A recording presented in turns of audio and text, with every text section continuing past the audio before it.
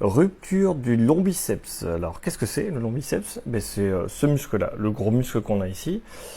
Il prend naissance là, puis il y a une portion qui est collée sur l'os, et une autre portion qui va jusqu'à l'épaule et qui est stabilisatrice. Donc, les gens qui se cassent le lombiceps, en général, sont très fiers d'eux parce que tu fais le palm-up test. Ici, là, tu résistes sur ma main en essayant de plier, et tu vas voir que lorsque c'est déchiré, ça remonte. Et les gens disent « Waouh, j'ai des super gros bras !»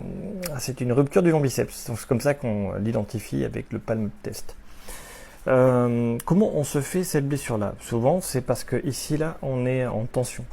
Donc le lombiceps, c'est mis en tension lorsqu'on met le bras en arrière. Donc, si je mets vraiment mon bras en arrière, je vais être en tension. Et si après, j'essaie de plier mon coude avec l'épaule très en tension, je mets une très grande force, une très grande pression sur mon lombiceps qui peut s'arracher au niveau de là où est la croix, au niveau du coude. Donc c'est pas une opération très grave, il suffit de l'opérer très rapidement.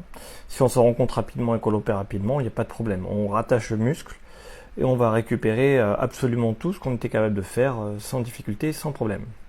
Donc pour ceux qui ont subi cette opération, je dis mais mon bras il est bizarre, je me sens bizarre. C'est normal. Voilà, c'est une énorme déchirure. On a arraché une partie du tendon. Il y a beaucoup d'inflammation, beaucoup d'œdème. Donc, dans les protocoles classiques, on va mettre le bras en écharpe, on va pas bouger, et on va laisser comme ça pour que ça se recolle. Alors, c'est bien, mais l'œdème, le fait que ce soit quelque chose d'arraché dans le coude, ça va se stocker dans le bras et l'œdème va pas partir parce qu'on bouge pas. Voilà, donc pour récupérer plus rapidement, pour accélérer la cicatrisation, la guérison, il va falloir faire des mouvements de pompage au niveau de la main pour récupérer. Moi, par exemple, je me mets dans mon canapé, j'ai enlevé mon attelle, je tends mon bras, je touche ma douleur, je peux revenir juste un peu avant. Voilà, tirer dessus, c'est grave, faut pas le faire. Toucher la douleur, c'est pas un problème. Donc je touche ma douleur, je reviens, je suis ok, là j'ai pas mal. Je vais lever mon bras. Et une fois qu'il est levé, je vais simplement faire des mouvements de je serre, j'ouvre, je serre, j'ouvre, je serre, j'ouvre. Le pompage, le fait d'avoir le bras en l'air, au-dessus du cœur, le cœur c'est là pour ceux qui savent pas trop, ça va permettre de chasser l'œdème rapidement. Ça fait un pompage ici. Et l'œdème ne va pas se stocker dans l'avant-bras, ni dans le bras, il va partir. Et après, je peux aussi faire ça, tchac, des petits mouvements de poignet, des rotations. Attention à la rotation, parce que lorsqu'on supplie, lorsqu'on fait la manche, lorsqu'on ouvre la main, hop, comme ça, là, tac, mon tendon du biceps, il est sollicité. Donc, pareil, il ne faut pas trop faire ce mouvement. On peut toucher la douleur, mais pas tirer dessus. Donc voilà, le mouvement, la répétition de mouvements de pompage, n'importe quelle forme, même ça, je peux le faire un petit peu. Si j'ai pas de douleur, pas de gêne, je peux le faire. Le long biceps va assumer ce rôle-là. Tant que j'ai mon épaule qui est devant, je vais solliciter les glissements de mon coude sans mettre une super tension sur mon long biceps. Donc pour protéger mon long biceps, je ne dois pas faire le bras en arrière ici et des mouvements là.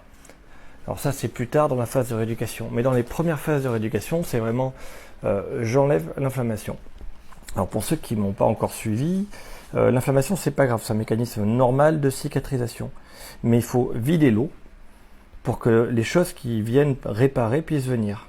S'il y a trop de pression, trop d'eau, ça vient pas et ça retarde. Et comme toute chose dans la vie, plus on met de temps pour le faire, plus on met de temps pour chasser l'eau, pour cicatriser, plus on a de risques de se blesser. Donc voilà, chasser l'inflammation, c'est prioritaire. Le bras au-dessus, je peux faire des mouvements si j'ai pas mal. Attention à la pronosupination, je mets en tension mon tendon. Surtout quand on supplie. Voilà, cette position. Donc là, je risque rien quand je fais ça, une marionnette comme ça, et je tourne de l'autre côté pour supplier. Non, ça, je peux me faire mal. Des mouvements de pompage, des mouvements d'abduction, des rotations, peu importe. Des mouvements pour chasser l'inflammation dans cette première phase. Plus je bouge, plus je vais pouvoir récupérer facilement et rapidement.